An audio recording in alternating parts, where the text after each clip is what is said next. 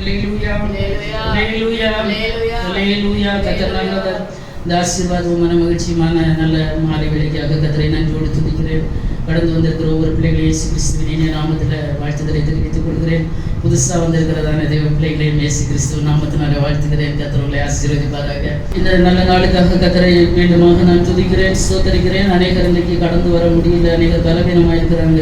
மழை ஒரு தடையாக காணப்படுகிறதுன்னு நினைக்கிறேன். அவர்களை நினைத்து நாம் ஜெபிப்போம். 20வது சங்கீதத்தினுடைய 4வது வசனத்தை யாராவது ஒருத்தர் வாசிப்போம்.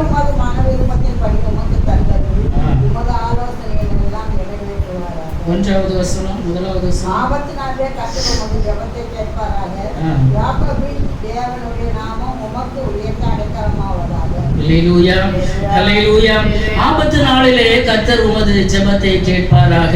ஹல்லேலூயா. ஒரு மனுஷனுக்கு நல்ல நேரம் இருக்கிறது, ஆபத்தான நேரங்கள் இருக்கிறது. ரெண்டும் கலந்ததுதான் மனுஷ வாழ்க்கை.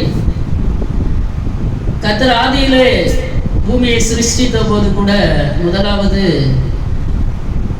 பகலும் இரவும் ரெண்டும் கலந்துதான் ஒரு நாள் உருவானது. ஒரு பகல் ஒரு பக்கம் 12 மணி நேரம் பகல் இருக்குன்னா 12 மணி நேரம் இரவும் குறிக்கப்பட்டிருக்கிறது. ஒரு வெளிச்சத்தின் நாட்கள் வாழ்க்கையில இருக்கும் என்றால் இருளின் நாட்களும் அனுமதிக்கப்பட்டிருக்கிறது என்பதை நாம் மறந்து விட வேண்டாம். அந்த ஆபத்தான நாட்களிலே கர்த்தர் நமது ஜெபத்தை கேட்கிற தேவன். ஏன்னா இந்த உலகத்துல எந்த சொந்த பந்தங்களோ யாருமே கஷ்டமான நெருக்கமான நேரத்திலே ஆபத்து நேரத்திலே நீங்க வாங்க நான் உதவி செய்கிறேன் என்று சொல்லுவாங்களான்னு கேட்டா ரொம்ப அரிதான ஒரு காரியம்தான். ஒருவேளை 100ல் ஒருத்தர்ல இருக்கலாம்னு நினைக்கிறேன். அதுவும் கஷ்டம்தான். நீங்க கஷ்டப்படுறீங்களா, நெருக்கப்படுறீங்களா, கடன் பிரச்சனையில் இருக்கிறீங்களா, எனக்கு அதிகமான ஆஸ்திகள் செல்வங்கள் சொத்து சம்பாத்தியம் எல்லாம் இருக்கிறது நான் தர்றேன் அப்படின்னு சொல்றது யாரும் உண்டான்னு கேட்டா எனக்கு தெரியல. அப்படிப்பட்ட ஒரு நபரை நான் இன்னும் பார்த்ததும் இல்லை. ஹல்லேலூயா. உலகத்துல அப்படி ஒரு மனுஷன் இருக்கிறதா எனக்கு தெரியல. ஹல்லேலூயா. ஏன்னா இன்றைக்கு எத்தனையோ தேவ பிள்ளைகள் ஆராதிக்கிறோம், கர்த்தரை ஆவியோடு உண்மையோடு ஆராதிக்கிறோம். எவ்வளவோ ஒரு நெருக்கமான சூழ்நிலையில இருந்து கொண்டுதான் கர்த்தரை நோக்கி ஜெபிக்கிறோம். அதே நேரத்துல அநேக ரொம்ப ஆஸ்தி செல்வங்களோட இருந்து கர்த்தரை ஆராதிக்கிற ஆவிக்குரியவர்கள் இருக்கிறாங்க. ஹல்லேலூயா. இன்னைக்கு வீட்டு வாடகை கொடுக்க முடியாம எத்தனையோ பிள்ளைகள் கஷ்டத்துல நெருக்கத்திலும் இருந்து கர்த்தரை ஆராதிக்கிற ஒரு கூட்டம் இருக்கும்போது பல வீடுகளை கட்டி வாடகைக்கு விட்டு சம்பாதிக்கிற ஒரு கூட்டமும் ஆவிக்குரிய வட்டாரங்கள்ல இருக்கிறது. அப்படி இருக்கிறதே என்று சொல்லி யாராவது ஃப்ரீயா தந்திருக்காங்களா? இல்ல, நான் பார்த்ததுல இல்ல. உங்களுக்கு என்ன கிடைச்சிருக்கோம் நம்ம எனக்கு தெரியல. அப்படின்னா நீங்க பாக்கியவான்களாதான் இருப்பீங்க. அந்த மனசு யாருக்குமே என்ன செய்யல, வரல. நீ கஷ்டத்துல இருக்கியா, நான் தான் 5 வீடு வச்சிருக்கிறேனே, ஒரு வீட்டுல குடி இருந்துக்கோ, காசு கிடைக்கும் போது தான் அப்படின்னு யாராவது சொல்லியிருக்காங்களா? இல்ல. ஹல்லேலூயா. ஆனா நம்மை நோக்கி சொல்லுகிற ஒரு தெய்வம் இருக்கிறார். ஆபத்து நாளிலே என்னை நோக்கி கூப்பிடு, நான் உன்னை விடுவிப்பேன். ஆமென். சங்கீதம் 50வது சங்கீதம் 15வது வசனத்துல ஆபத்து காலத்திலே நீ என்னை நோக்கி கூப்பிடு, என்கிட்ட வா. ஹல்லேலூயா. நான் இருக்கிறேன் என்று சொல்கிற ஒரே தெய்வம் நம்முடைய தெய்வம். ஆமென். ஹல்லேலூயா. மனுஷங்களை பார்த்து தோற்று போய் அநேக நேரங்கள்ல நம்ம மனுஷங்களை பார்த்து ரொம்ப சீனித்து போயிருக்கிறோம். ஹல்லேலூயா. அவமானப்பட்ட நேரங்கள் கூட இருக்கலாம் வாழ்க்கையில. யாராவது ஒரு உதவி செய்வாங்களான்னு, ஆனா யாருமே உதவி செய்ய மாட்டாங்க. நமக்கு உதவி செய்ய ஒருத்தர் வாலண்டரியா நம்மளை கூப்பிடுறாரு, அவர்கிட்ட நம்ம போக. ஹல்லேலூயா. எத்தனை பேருக்கு இன்னைக்கு மனம் இருக்குன்னு எனக்கு தெரியல. ஹல்லேலூயா. உலகத்துல ஒரு மனுஷன் என்ன வந்து பாருங்க, நான் உங்களுக்கு ஒரு உதவி செய்வேன்னா நானும் சேர்ந்துதான் எல்லாரும் என்ன செய்வோம், ஒரு நேரத்தை குறிச்சு அந்த நேரத்துல கரெக்டா 10 மணிக்கு என்ன பார்க்க வாங்கன்னு சொன்னா 9:45 அட்டெண்ட் ஆகும். ஹல்லேலூயா. ஆனா இங்க ஒருத்தர் கூப்பிடுகிற, உனக்கு ஆபத்தா, உனக்கு தேவை இருக்கிறதா? ஹல்லேலூயா. என்ன தேவையோட நீ இருக்கிற, உனக்கு உதவி செய்ய நான் காத்திருக்கிறேன், என்னை நோக்கி கூப்பிடு, நான் உனக்கு உதவி செய்வேன் என்று கர்த்தர் சொல்லுகிறார். ஆபத்து நேரத்துல நம்முடைய ஜெபத்தை கேட்கிற தேவன். ஆமென். ஹல்லேலூயா. ஒரு 5 காரியங்களை மிக வேகமாக சொல்லி நான் அடுத்த பகுதிக்கு நேராக கடந்து செல்ல ஆசைப்படுகிறேன். கர்த்தர் ஆபத்து நேரத்துல நம்ம ஜெபத்தை கேட்கணும்னா ஒரு வசனத்தை வாசிங்க. சங்கீதங்களின் புஸ்தகம் 37வது சங்கீதம் அதனுடைய 4வது வசனத்தை வாசிங்க பார்க்கலாம். கர்த்தரிடத்தில் மனமகிழ்ச்சியாய் இரு, அவர் உன் இருதயத்தின் வேண்டுதல்களை உனக்கு அருள் செய்வார். அது 3வது வசனம் மேல உள்ள வசனம். கர்த்தரை நம்பி நன்மை செய், தேசத்தில் குடியிருந்து சத்தியத்தை மேய்ந்து கொள். ஹல்லேலூயா. கர்த்தரிடத்தில் மனமகிழ்ச்சியா இரு, அவர் உன் இருதயத்தின் வேண்டுதல்களை உனக்கு என்ன செய்வாரா? அருள் செய்வாரா. இருதயத்துல மன விருப்பங்கள் அதிகமா இருக்குது எல்லாருக்கும். எல்லாம் வெளியே சொல்ல மாட்டாங்க. பெண்கள் கூட நம்ம என்ன சொல்லுவோம், கிறிஸ்மஸ் வர போகுது, பல மன விருப்பங்கள் இருக்கு அப்படிதானே எல்லாருக்கும். அதை டக்கு டக்கு டக்குன்னு சொல்லுவோம். ஆனா நம்ம சில நேரங்களில் நினைப்போம், நம்ம சொல்லியும் நம்ம வீட்டுக்காரர் நமக்கு என்ன செய்யல, வாங்கி தரலையே, செவி கொடுக்கலையே, அப்படி ஒரு ஆனந்தம் இருக்கும். ஆனா அவர் கேட்டா சொல்லுவாரு, என் மனைவிக்கு இதெல்லாம் வாங்கி கொடுக்கணும், என் கையில ஒண்ணுமே இல்ல, நான் ஆசையா இருக்க வாங்கி கொடுக்க, ஆனா என்கிட்ட ஒண்ணும் இல்ல. அவர் அதை வெளிப்படுத்த மாட்டார். இவ்வளவுதான் வித்தியாசம். நம்ம வெளிப்படுத்தி கேட்டுக்கொண்டு இருப்போம். அவர் மனசுக்கு ஆழத்துல என்ன நினைப்பாரு, ஐயோ என் ஒய்ஃபுக்கு இதெல்லாம் நான் வாங்கி கொடுக்கணுமே, என் கையில ஒண்ணும் இல்லையே. கர்த்தர் நடத்துவார். ஆமென். ஹல்லேலூயா. எப்படிப்பட்டவர்களை தெரியுமா? கர்த்தரை நம்பி நன்மை செய், தேசத்தில் குடியிருந்து சத்தியத்தை மேய்ந்து கொள். ஆமென். இன்னைக்கு சத்தியங்கள் எடுபட்டு கொண்டிருக்கிறதான இந்த காலத்துல, இப்போ கடைசி காலம் என்பதற்கு அறிகுறியாக நமக்கு எல்லாருக்கும் தெரியும், ரோமன் கேத்தலிக் அது கன்னி மரியாளை வழிபடுகிறதான ஒரு பாரம்பரிய சபை. கடந்த நாட்களிலே ரோம்ல அந்த போப்பாண்டவர் அறிவித்திருக்கிறார், இனி கன்னி மரியாள் தெய்வம் அல்ல, இயேசுவே மெய்யான தெய்வம், இயேசுவே இரட்சகர். அத்தனை சபைகளும் இயேசுவே இரட்சகர் என்று அறிவிக்க வேண்டும் என்று. அதற்கு பல எதிர்ப்புகள், பல வரவேற்புகள். என்ன ஒரு சட்டத்தை கொண்டு வந்தாலும் எதிர்ப்புங்களும் என்ன இருக்கும், ஆதரவும் இருக்கும், ரெண்டும் இருக்கும். அப்படிப்பட்டதான ஒரு சூழ்நிலை. இதெல்லாம் சாத்தியமே இல்லாத காரியங்கள். அதை எனக்கு நியூஸ்ல பார்த்தபோது ரொம்ப ஆச்சரியமாக இருந்தது. இன்றைக்கு அநேக கத்தோலிக்க பாதிரிமார்கள், குருமார்கள் இயேசுதான் தெய்வம் என்று சொல்ல ஆரம்பித்து விட்டார்கள். ஹல்லேலூயா, ஹல்லேலூயா. மரியாள் ஒருபோதும் ரட்சிக்க முடியாது, இயேசுதான் இரட்சகர், அவர்தான் சிலுவையில் அடிக்கப்பட்டார், ரத்தம் சிந்தினார், இனி அவர்தான் தெய்வமாக நம்ம என்ன செய்யணும், வணங்க வேண்டும். ஆமென். ஹல்லேலூயா. இல்லைன்னா கிறிஸ்தவத்திற்கு ஒரு மதிப்பு மரியாதை இல்லாம போய்விட்டது. ஹல்லேலூயா. இன்னைக்கு பாத்தீங்கன்னா தேரோட்டம் நடக்கிறது, சுசீந்திரத்திலையும் தேரோட்டம் நடக்கிறது, கோட்டார்லையும் தேரோட்டம் நடக்கிறது. கிறிஸ்தவர்களுக்கும் மற்றவர்களுக்கும் என்ன வித்தியாசம் இருக்கிறது தேவ பிள்ளைகளே? ஹல்லேலூயா. ரெண்டு இடத்துல என்னதான் நடக்கிறது, தேர் தான் இருக்கிறாங்க, மேல வச்சிருக்கிற அந்த சொரூபங்கள் தான் வித்தியாசமாக இருக்கிறது. கர்த்தர் விரும்பாத ரொம்ப அருவருக்கிற ரெண்டு காரியங்கள், ஒன்று விக்கிரக ஆராதனை, இன்னொன்று விபசார பாவம். ஹல்லேலூயா. இந்த ரெண்டு பாவத்தை விட்டு மனுஷன் மனம் திரும்ப கர்த்தர் அதற்காக தான் என்ன செய்தார், கல்வாரி சிலுவையிலே அடிக்கப்பட்டார். நல்லவங்களை ரட்சிக்காக கர்த்தர் வரல, கெட்டு போனதை பாவத்திலும் அக்கிரமத்திலும் அடிமைத்தனத்திலும் இருக்கிற ஜனங்களை ரட்சிப்பதற்காக தான் இயேசு என்ன செய்தார், கடந்து வந்தார். தேசத்துல குடியிருந்து சத்தியத்தை என்ன செய்து கொள்ளணுமா, மேய்ந்து கொள்ளணுமா. ஒரு நல்ல மேய்ப்பர் நமக்கு இருக்கிறார்.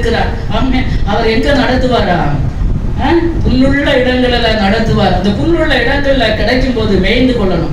எங்கெல்லாம் வார்த்தைகள் கிடைக்கிறதோ, சத்தியம் எங்கெல்லாம் விதைக்கப்படுகிறதோ, அந்த இடத்துல எங்க வேணாலும் போங்க. நான் தான் சொல்லுவேன். ஹல்லேலூயா. சத்தியங்கள் சரியாக விதைக்கப்படுகிற இடத்துல இனி நமக்கு வசனம் கேட்க கூடாத ஒரு கொடிய பஞ்சகாலம் வரப்போகிறது. ஆமே. ஏதோ என் சபை ஓ சபை அப்படி என்ற ஒரு பாகுபாடே வேண்டாம். எந்த இடத்துல நல்ல ஆராதனைகள் நடக்கிறதோ அந்த இடங்கள்ல போய் என்ன செய்யுங்க, சத்தியத்தை மேய்ந்து கொள்ளுங்க.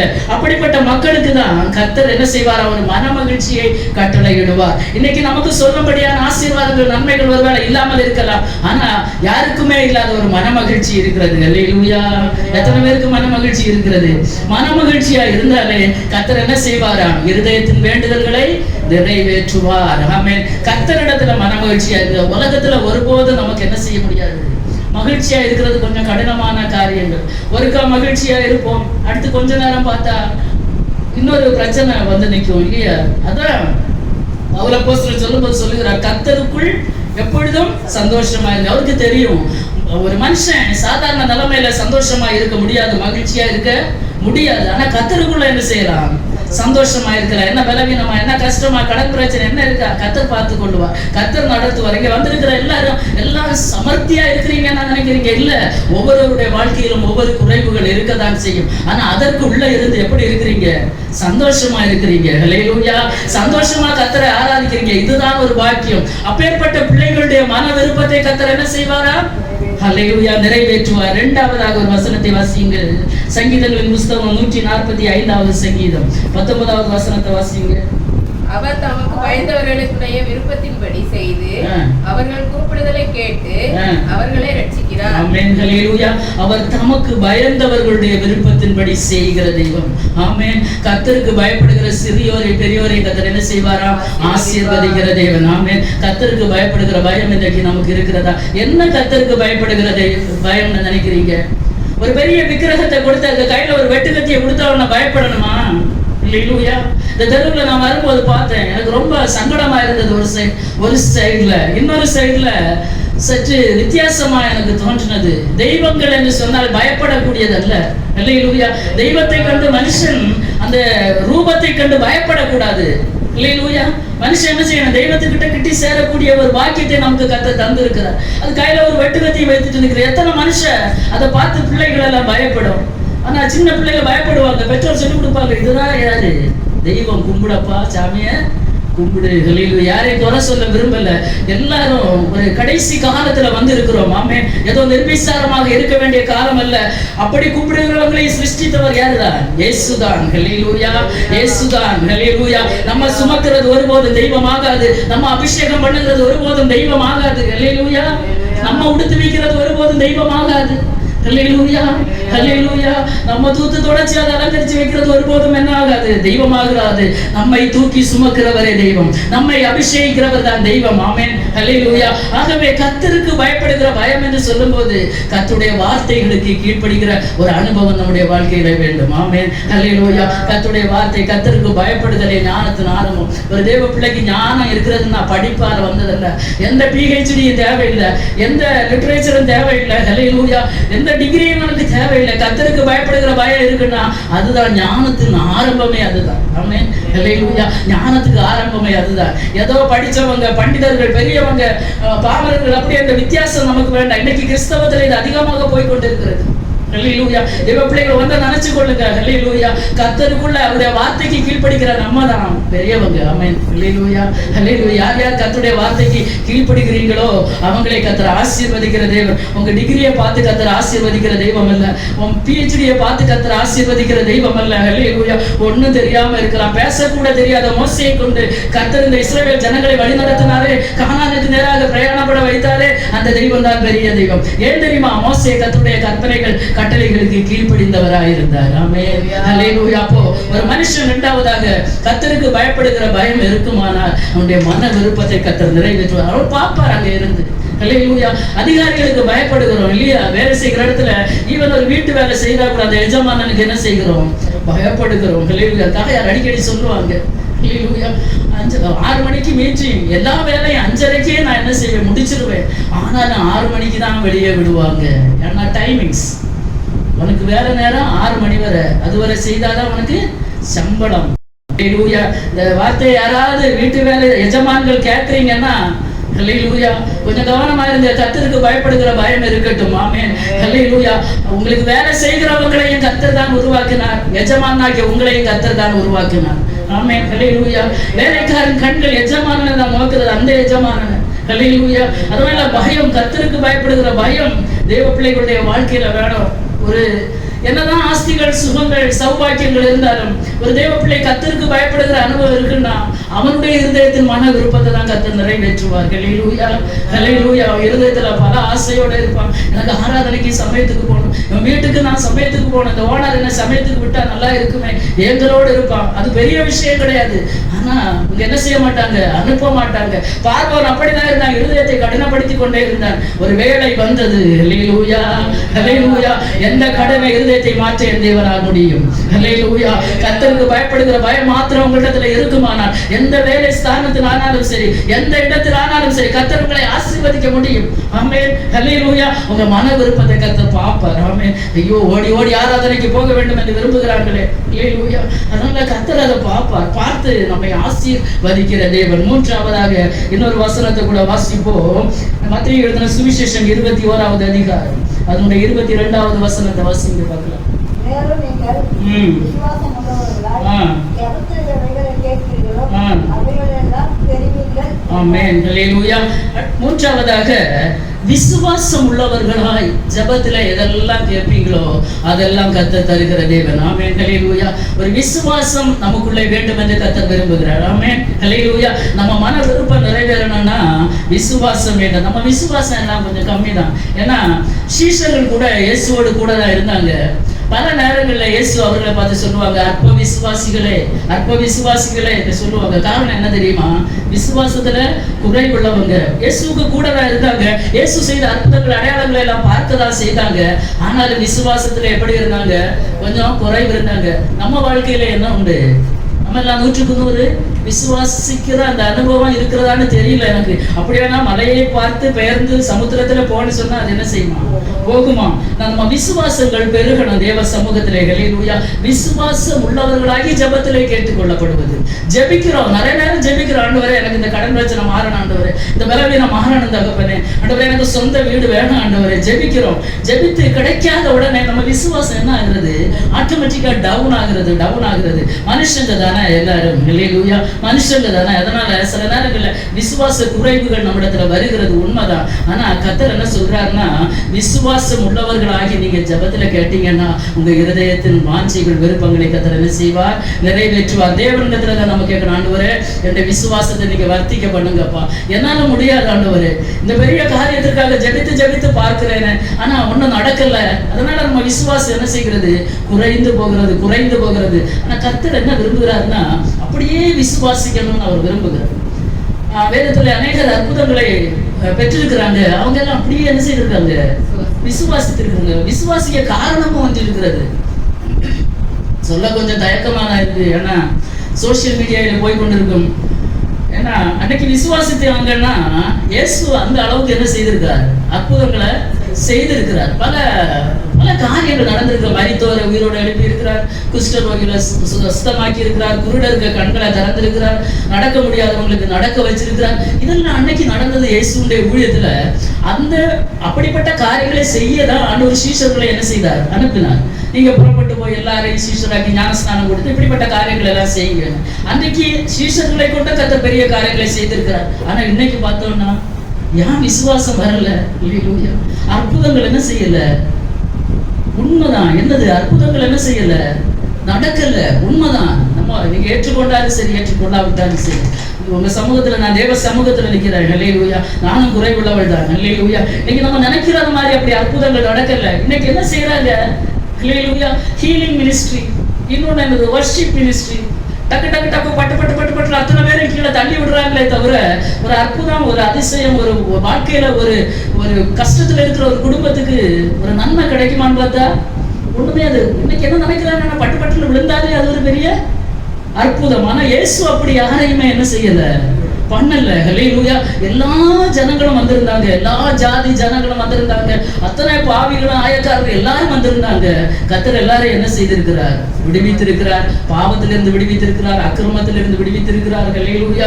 சரீர பலவீனங்களிலிருந்து விடுவித்திருக்கிறார், மரித்து போனவங்களை எழுப்பி இருக்கிறாங்க. எனக்கு ஒரு ஆசை, ஆண்டவரே கடைசி காலத்துல அதே ஒரு ஊழியங்கள் நடக்கணும். யாரை கொண்டாக நடக்கணும்? தேவ சமூகத்துல காத்திருக்கிற பிள்ளைகளை கொண்டு கண்டிப்பாக கர்த்தர் எனக்கு தந்திருக்கிற விஷயம், தரிசனத்தின்படி அந்த ஆரம்ப காலத்தில் இருந்ததான அந்த ஊழியங்கள் கடைசி காலத்துல எழும்பும். கர்த்தர் வாலிபர்களை எழுப்புவார். இன்னைக்கு நிறைய பிள்ளைங்க துடிப்போடு வந்துட்டு இருக்கிறாங்க, அநேகர் படிச்சுட்டு இருக்கிறாங்க, அநேகர் வந்துட்டு இருக்கிறாங்க. கர்த்தர் கண்டிப்பா நடத்துவார். ஏன் தெரியுமா? ஒரு ஆதி கால அனுபவம் தேசத்திலே கடந்தவர், அதுக்கப்புறம் தான் ஆண்டவர் வருவார். ஆமென். ஹல்லேலூயா, ஹல்லேலூயா. அப்போ ஒரு விசுவாசம் உள்ளவர்களாகி ஜெபத்துல நம்ம கேட்கும் போது கர்த்தர் நம்முடைய மன விருப்பங்களை என்ன செய்வாராம்? நிறைவேற்றுவாராம். ஆமென். ஹல்லேலூயா. இன்னொரு வசனத்தை கூட வாசிப்போம். யோவான் எழுதின சுவிசேஷம் 16வது அதிகாரம் 23வது வசனத்தின் 2வது பகுதியை வாசிக்க போறேன். மெய்யாகவே நான் உங்களுக்கு சொல்கிறேன், நீங்கள் என் நாமத்தினாலே பிதாவினிடத்தில் கேட்டுக்கொள்வது எதுவோ அதை அவர் உங்களுக்கு தருவார். ஆமென். ஹல்லேலூயா. மெய்யாகவே நான் உங்களுக்கு சொல்லுகிறேன், நீங்கள் என் நாமத்தினாலே பிதாவினிடத்தில் கேட்டுக்கொள்கிறது எதுவோ. இயேசு சொல்கிறார், அடுத்தபடியாக இயேசுவின் நாமத்தினால யாரிடத்துல கேட்கணுமா? பிதாவினிடத்துல நம்ம எதை கேட்கிறோமோ அந்த குமாரனாகிய கிறிஸ்து மகிமைப்படும்படியாக கர்த்தர் என்ன செய்வாரா? தருவாராம். ஆமென். ஹல்லேலூயா. நம்ம ஜெபங்கள் கொஞ்சம் மாறட்டுமே. ஹல்லேலூயா. வசனங்களை வாசிக்கிறோம், விடுகிறோம். சில நேரங்கள்ல நானே வாசிக்கும் போது நினைப்பேன், ஆண்டவரே இவ்வளவு நாளும் இந்த வசனத்துக்கு அர்த்தத்தை நான் வித்தியாசமா புரிந்திருந்தேனே. இப்பதான் சில வசனங்களுக்கு அர்த்தங்கள் என்ன செய்கிறது? உட்கார்ந்து நம்ம தியானிக்கும் போதுதான் சில வசனங்களுடைய அர்த்தங்கள் கர்த்தர் நம் ஆவியானவர் நமக்கு புரிய வைக்கிறார். ஆமென். இயேசு மகிமைப்படும்படியாக பிதா சில காரியங்களை செய்வார். ஆமென். ஹல்லேலூயா. நம்ம ஜெபிக்கும் போது எப்படி ஜெபித்து முடிக்கிறோம்? இயேசுவின் நாமத்தினால கேட்கிறோம் பிதாவே. ஆமென். அல்லேலூயா. அப்படிதான் சொல்லி முடிக்கிறோம். இயேசுவும் சொல்லுகிறார், என் நாமத்தை சொல்லி எங்க அப்பாட்ட கேளுங்க. அல்லேலூயா. இப்போ ஒரு அப்பா ஒரு பிள்ளைகிட்ட சொல்லி விடுறான்னு சொல்லுங்களேன். அவர் வேலை செய்கிற இடத்துல எஜமானன்கிட்ட, டேய் இங்க வா, அப்பா சொன்னேன்னு சொல்லி போய் நீ கேளு. இவ்வளவு ரூபாய், நான் ஒரு 1000 ரூபாய் கேட்டிருக்கேன், எனக்கு இப்போ வர டைம் இல்லை. இந்த அப்பா என்ன செய்வார், அந்த எஜமானனுக்கு ஃபோன் பண்ணி சொல்லுவார், என் பிள்ளை வருவான், நீங்க என்ன செய்திருங்க, கொடுத்துருங்கன்னு. அப்பா பிள்ளைகிட்ட என்ன சொல்லுவாரு, டேய் நான் உன்னை சொல்லி அனுப்புறேன், போடா, அப்பா சொன்னேன்னு சொல்லி நீ கேளு, உனக்கு தருவார். கிடைக்குமா கிடைக்காதா?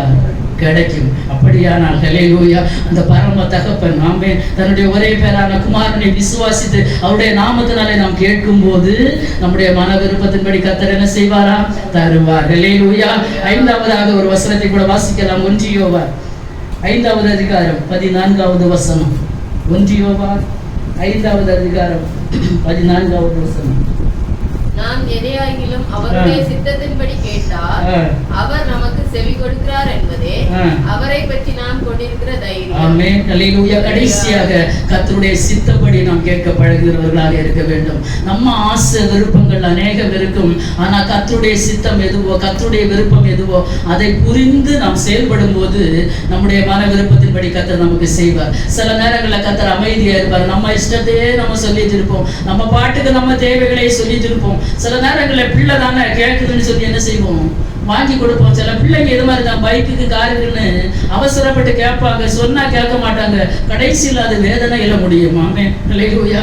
ஒரு பெற்றோருடைய விருப்பம் இல்லாமல் ஒரு பிள்ளை ஒரு காரியம் செய்தா கூட அது அந்த பிள்ளைக்கு கண்ணியாக என்ன செய்கிறது, முடிகிறது. அப்போ அந்த பரம தகப்பனுடைய சித்தத்தை அறிந்து நம்ம செயல்படும் போது அல்லேலூயா, அவர் அது நமக்கு தரும்போது அது நமக்கு எப்படி இருக்கும், ஆசீர்வாதமாக இருக்கும். நம்ம ஜெபத்துல என்ன வேண்டிக் கொள்கிறோமோ அதை கர்த்தர் நமக்கு தருவார். எஸ்தர் இருந்தாங்க இல்லையா, எஸ்தர் என்ன சொன்னாங்க, என்ன செய்தாங்க, ஹல்லேலூயா, தேவ சமூகத்துல காத்திருந்து ராஜ சமூகத்துல போய் நிக்கிறாங்க. ஹல்லேலூயா.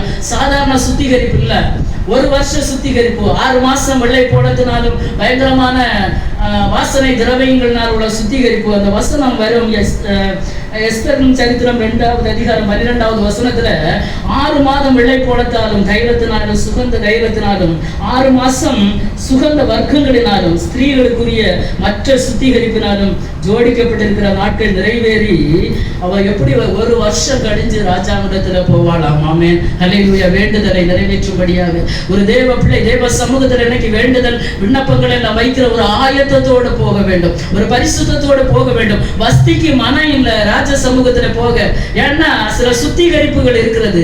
ஹல்லேலூயா. ராஜ சமூகத்துல பிள்ளைகளா இருந்தா கூட கர்த்தரிடத்துல நெருங்குவதற்கு சில காரியங்கள் இருக்கிறது. ஆமென். சில பரிசுத்தத்தோடு நாம் செல்ல வேண்டியது இருக்கிறது. எஸ்தர் ராஜாத்தி தன்னை அர்ப்பணித்தாள். ஆமென். 1 வருஷ காலம் சுத்திகரிப்பு முடிந்து அவள் ராஜ சமூகத்துல போகிறார். ராஜா செங்கோலை நீட்டினான். ஆமென். ஹல்லேலூயா. உன் வேண்டுதல் என்ன, உன் விண்ணப்பம் என்ன, நீ ராஜ்யத்தில் பாதி கேட்டாலும் நான் என்ன செய்வேன், தருவேன். ஆமென். ஹல்லேலூயா. அப்படியா அந்த ராஜாதி ராஜாவுடைய சமூகத்துல நம்ம ஒரு பரிசுத்தத்தோடு ஹல்லேலூயா ஒரு ஆண்டுடைய சமூகத்துல முழு இருதயத்தோடு முழு பலத்தோடு ஆண்டுடைய சமூகத்துல கிட்டி சேரும்போது அந்த ராஜா செங்கோலை நமக்காக நீட்டுவார். அவர் கேட்பார், உன் விண்ணப்பம் என்னம்மா, உனக்கு என்ன வேண்டும், ஹல்லேலூயா, நீ ராஜ்யத்துல பாதி கேட்டாலும் உனக்கு நான் தருவேன் என்று கர்த்தர் சொல்லுவார். ஆமென். ஹல்லேலூயா. அதுதான் அந்த 20வது சங்கீதத்திலே நம்ம வாசிக்கும் போது ஆபத்து நாளிலே கர்த்தர் ஜெபத்தை கேட்கிற தேவன். ஆமென். 2வதாக அவர் ஒத்தாசை அனுப்பி நம்மை ஆதரிக்கிற தேவன். 3வதாக நம்மை நினைத்து நம்மை பிரியமாக இருக்கிற தேவன். 4வதாக நமது விருப்பத்தை தந்து நமது ஆலோசனைகளை எல்லாம் நிறைவேற்றுகிற தேவன். 5வதாக நம்மளை மகிழ செய்து நம்முடைய வேண்டுதல்களை எல்லாம் நிறைவேற்றுவார்.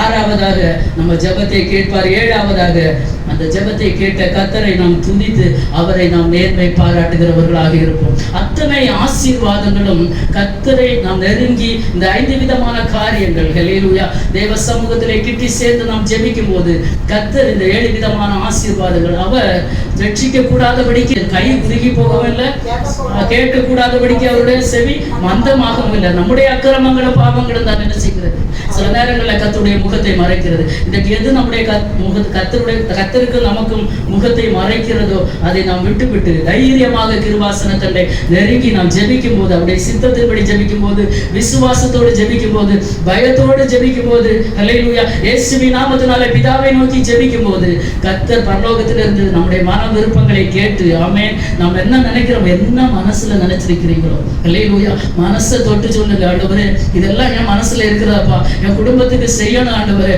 நான் இதெல்லாம் நினைச்சு வச்சிருக்கிறேன், இதுவரைக்கும் ஒண்ணும் நடக்கல, இந்த வருஷத்தின் கடைசியில கர்த்தர் உங்கள் மன விருப்பத்தின்படி உங்களுக்கு தந்தது விடுவார். அல்லேலூயா. எத்தனை பேர் விசுவாசிக்கிறீங்க? எத்தனை பேர் விசுவாசிக்க முடியும் தைரியமாக? அல்லேலூயா. கர்த்தர் சொன்னதை செய்யும் அளவும் உங்கள் ஒவ்வொருவரையும் அவர் கைவிடவே மாட்டார். ஆமென். அல்லேலூயா. ஆபத்து நாளிலே கர்த்தர் ஜெபத்தை கேட்பார். ஆமென். கர்த்தர் உங்கள் ஒவ்வொருவருடைய மன விருப்பத்தின்படி உங்களுக்கு தந்தருடுவார் என்று வாழ்த்தி இந்த மாலை வேளையிலே இந்த வார்த்தையை நான் சுருக்கிக் கொள்கிறேன். கர்த்தர் தாமே ஒவ்வொருவரையும் ஆசீர்வதிப்பாராக. ஆமென்.